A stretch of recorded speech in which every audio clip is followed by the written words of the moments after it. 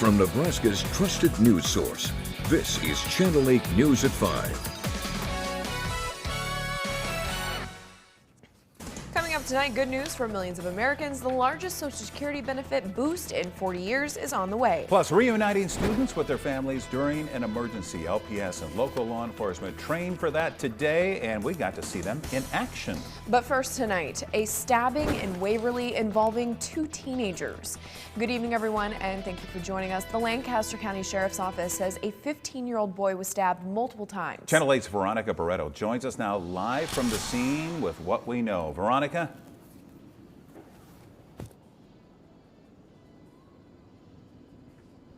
Rod, Megan, I'm here at Wayne Park in Waverly, where police said the stabbing happened just before noon, and it happened right here. They say the victim has possible life-threatening injuries. LSO says a 15-year-old was stabbed multiple times by a 14-year-old boy and was taken to the hospital. The suspect was taken into custody by the Nebraska State Patrol. I spoke to a teen who says she knows the victim. It happened just like right down here, but one of my friends were stabbed like 5 times by this new kid, and we were just checking on him, like to see if it was actually him. We checked his location, it was him. Police are still investigating what led up to the stabbing. The park was shut down for the investigation, but as you can see, it is now opened.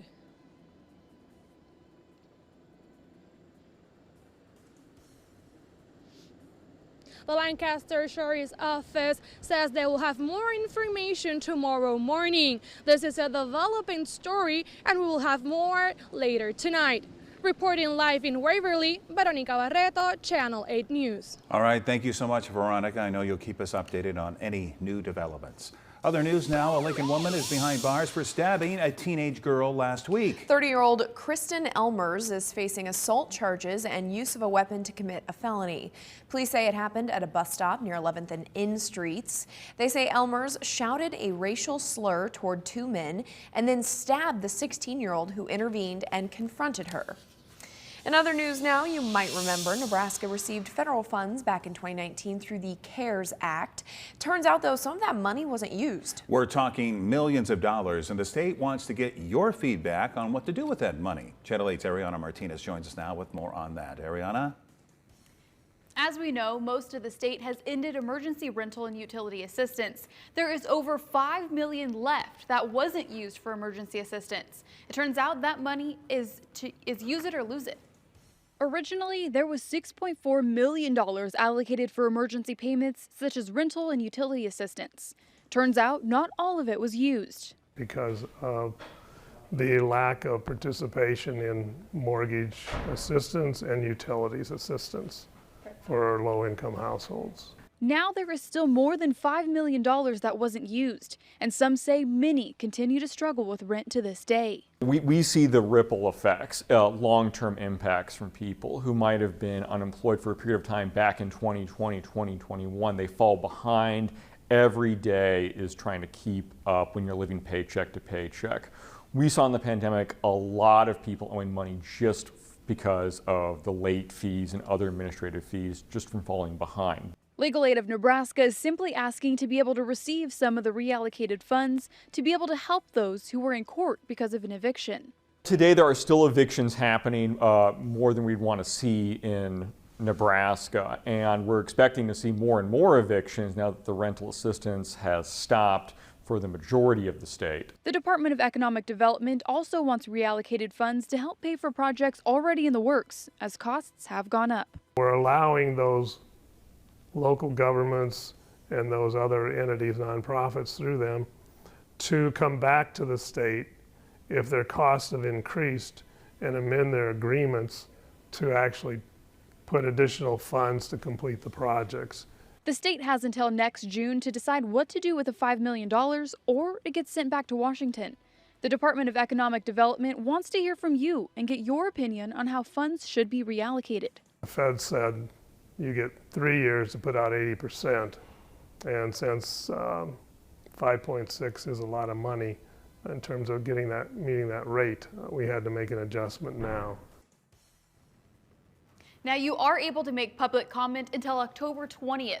You can do so by mail or email, and of course, that information can be found on our website, klkntv.com. Thank you, Ariana. Due to inflation, millions of Social Security recipients are going to get a historic 8.7% boost in benefits next year. Sadly, though, experts say that gain will be eaten away by the rising costs of living. The increase means about $140 extra a month. AARP says it's still good news as more than 300,000 Nebraskans receive Social Security benefits. Nearly 55% of Nebraska beneficiaries rely on Social Security for half or more of their income. And folks on a fixed income are particularly vulnerable to the effects of inflation. And so this news of 145 extra dollars on average in people's pockets, and you combine that with legislation that AARP Nebraska helped pass in the state legislature that will phase out state taxes on Social Security benefits, it really means that seniors in Nebraska in 2023 are going to have more money in their pockets. The financial advisor we spoke with says that the Social Security Trust will be depleted, though, by 2034, now that more money is being given out. Now we're going to take a look at new inflation numbers. The cost of everyday living once again increasing. It's fueling concerns that the Fed will once again increase interest rates to help curb inflation. ABC's Morgan Norwood has more on what this means for your money. New inflation numbers backing up what millions of Americans have been lamenting about for months. The prices of everything, gas, shelter, food, and medical costs still climbing. The Consumer Price Index rising 0.4% in September, higher than expected, with families seeing it most at the grocery store. Food prices jumping 0.8%, while the energy index fell 2.1%. For so many Americans, this is a real burden, and the cost of living has really gone up. And while wages have gone up as well, we all know they're not keeping pace with inflation. And while gas prices did go down just slightly last month, the cost of gas has been creeping up as the month of October ticks on, mostly due to the temporary refinery closures. Californians paying top dollar for a gallon of gas, the average $6.44. Man, it's killing us, but what else can we do? And prices could continue to climb, with OPEC cutting oil production by 2 million barrels a day. The White House accusing Saudi Arabia, a major oil supplier, of playing politics by refusing to delay the OPEC decision until after the midterm election and coercing other OPEC member states to support the move. Saudi Arabia saying the accusations are not based on facts. Though the OPEC decision isn't reflected in today's consumer report, the impact will become painfully clear next month.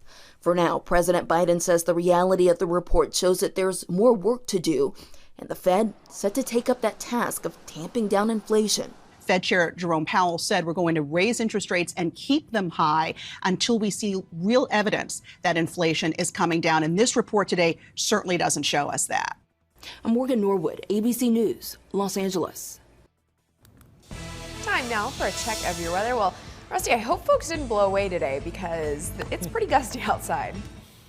Yeah, it's one of those days where you just need to hang on to something because the wind will blow you around. It's been awful today, and because of that, because of the wind, the very dry conditions, the very low humidity, and all the wind, the red flag warning is in place at least through this evening. This may be extended as it's going to be windy again tomorrow. But what this means is that if any fire gets started, it could get out of control very quickly. And not helping out matters, the drought monitor came out today, and it's kind of like it was last week.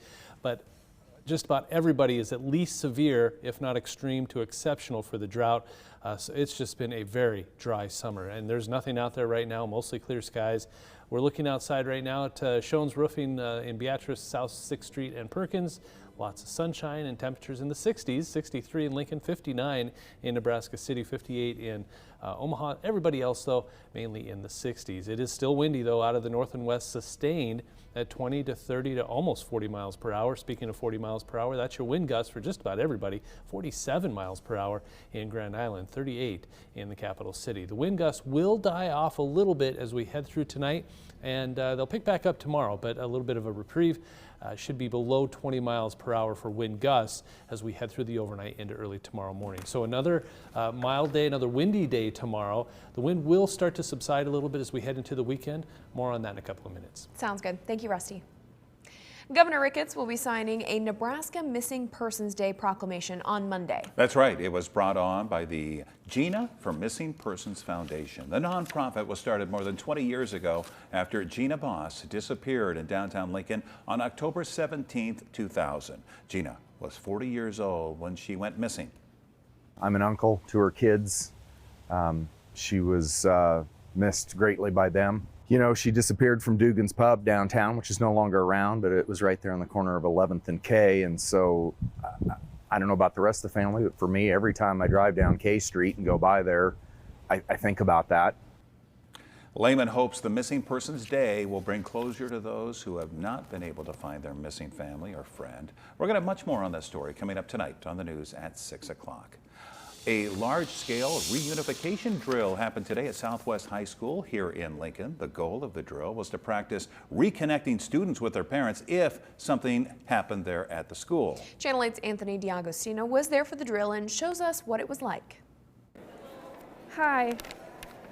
I'm here to pick up my student. Parents came to Lincoln Southwest to participate in a reunification drill today. It was an exercise in what would happen if another LPS school had to evacuate. If there, for some reason, we can't go back to the incident school, then we're going to bus them to Southwest High School. Southwest is our reunification school, with North Star being its backup. Students were bused into Southwest from Saratoga Elementary School. Parents arrived and were sent through a process where they first let staff know who they were picking up. Staff would then call them forward and take them to the reunification point, where a runner from LPS would bring the child to the parent. Lastly, the parent and the child would check out to let LPS know the reunification was successful. It was very simple. Everybody was very helpful. We showed up today and they kind of talked with the parents about what to do, and it was very well laid out, the different stations, a good flow. So it was really nice to get to run through it once or a couple times and get to just learn the flow of things if something like this were to happen in the schools. Superintendent Paul Gosman, who is new to the district, says he's never been with a school district that does a drill like this, with this much depth and detail. He also explained how beneficial training like this is. I really think what I saw today is extraordinarily valuable because we have actual students and parents working with us to learn how to better engage in a reunification plan. The reunification drills happen every year, with different schools participating each year. Next year will be the first drill to take place at the backup location, Lincoln North Star. Reporting in Lincoln, Anthony D'Agostino, Channel 8 News. And parents can learn more about the reunification process at lps.org/security and then click on the standard response protocols. Still to come on the news tonight, the House Select Committee investigating the January 6th insurrection holding possibly their last public hearing. Today they focused on former President Trump's state of mind on that day. The details after the break.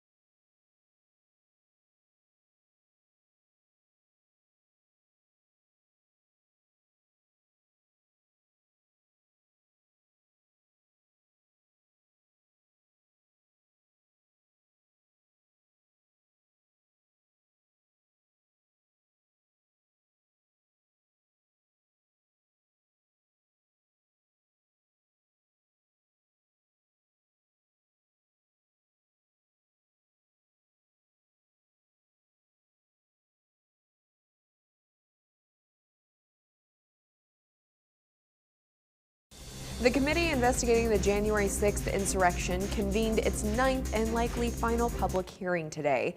The presentation centering on former President Trump's communications and actions. And their claims he was slow to stop the violence. ABC's Justin Finch has more on today's developments. The bipartisan House Select Committee largely focusing on former President Trump's state of mind on January 6th, alleging he had a long-standing plan, no matter the outcome of the 2020 election, to remain in power. President Trump had a premeditated plan to declare that the election was fraudulent and stolen before Election Day, before he knew the election results. He's going to declare victory. But that doesn't mean he's the winner. He's just going to say he's the winner. We have got to finish the proceedings, or else it would have had a complete victory. The committee airing this gripping new video capturing bipartisan congressional leaders in hiding, but working together to continue certifying the election results, even as the violent mob raged at the Capitol. Sergeant Garner, be in touch about the process for getting members back in the building. Thank you very much, Mr. Vice President. Over the course of 9 hearings, the committee tried to make its case to the American people that Trump and his allies were determined to overturn the 2020 election, starting on election night. We were getting ready to win this election. Frankly, we did win this election. The committee alleging Trump knew he had lost, but he and his inner circle urged state election officials to find more votes and pressured former Vice President Mike Pence to reject the electoral vote count. Committee Vice Chair Liz Cheney warning such a plan could happen again. What happens when the president disregards the court's rulings as illegitimate? When he disregards the rule of law? That, my fellow citizens, breaks our republic. Today's new evidence, including bombshell revelations that the Secret Service was aware of plans for violence on January 6th, 10 days before the riot, including plans to kill former Vice President Pence. The committee also voting today to subpoena former President Trump. Justin Finch, ABC News, Capitol Hill. Now, your Storm Alert team forecast with Chief Meteorologist Rusty Dawkins. As has been the case the last couple of days, red flag warnings in place for almost the entire state of Nebraska, save the Panhandle. But this means that any fire that gets started could get out of control very, very quickly. So that's going to be a problem, and as long as this wind is around and as long as we don't see any precipitation. Huskercast, wind won't be an issue in Purdue. Versus Purdue, West Lafayette. That's what I'm talking about. Partly to mostly cloudy skies for the evening game. Temperatures dropping into the 40s, a chill in the air, a nice fall feel to that football game. Aurora Penner baiting solution. You can see we're just kind of shaking out there. That camera is in the wind. Boy, that just, there's a lot of wind out there, and I'll show you how much wind we've had here in just a little bit. Temperatures are starting to fall a little bit, a little cooler than average today. 63 in Lincoln, 63 in Beatrice, 59 right now. In Fairbury, 64 in Hebron. Boy, this amazed me. Just looking at the dew points, single-digit dew points to around 10 or 15 degrees. That means the humidity is really, really low. So you couple that with the wind and then throw in how dry it is right now, and you have very low dew point, and no wonder there are red flag warnings from one side of the state to the other. Wind speed is out of the north and west at 10, 20, 25 miles per hour, gusting close to 40 miles per hour in many spots like Beatrice at 31, 38 in Lincoln, 40 in Aurora, and 47 mile per hour wind gusts in Grand Island. Next to nothing happening for us, but I'm going to show you Minnesota for a second, just to make you feel a little better. Snow for the northern half of the state, from International Falls to Duluth, St. Cloud, some flurries as this low pressure system wraps itself around and brings in colder air and some snowfall for parts of Minnesota. It's not far away.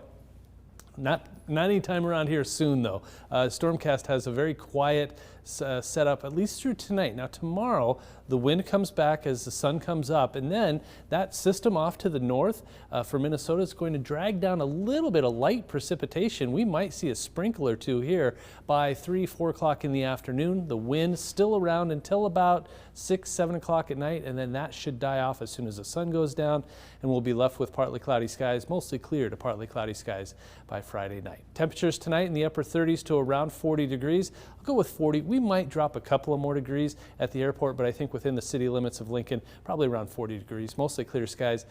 Breezy northwest wind at 10 to 20. That wind picks right back up tomorrow.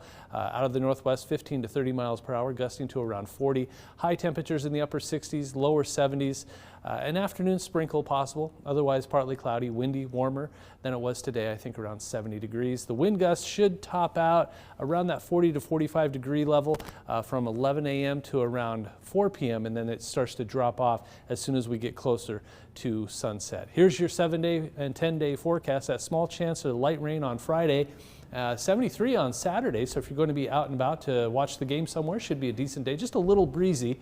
And then we cool off for a few days. Sunday, Monday, Tuesday, temperatures in the lower 60s and upper 50s, maybe even the middle 50s. Notice those overnight low temperatures. Our growing season is likely over after Monday morning with temperatures in the upper 20s and lower 30s by Wednesday morning. And then we just kind of hover in the 60s for a while. So a very fall-like forecast. As long as we can if we could get rid of this wind, that would be kind of a pleasant several days. Absolutely. All right. Thank you very much, Rusty. Hey, great gains on Wall Street today. The Dow jumping 828 points. NASDAQ is up 232. S&P adding 93 points. Here are your numbers. You're watching Channel 8, Nebraska's trusted news source. Tonight, the January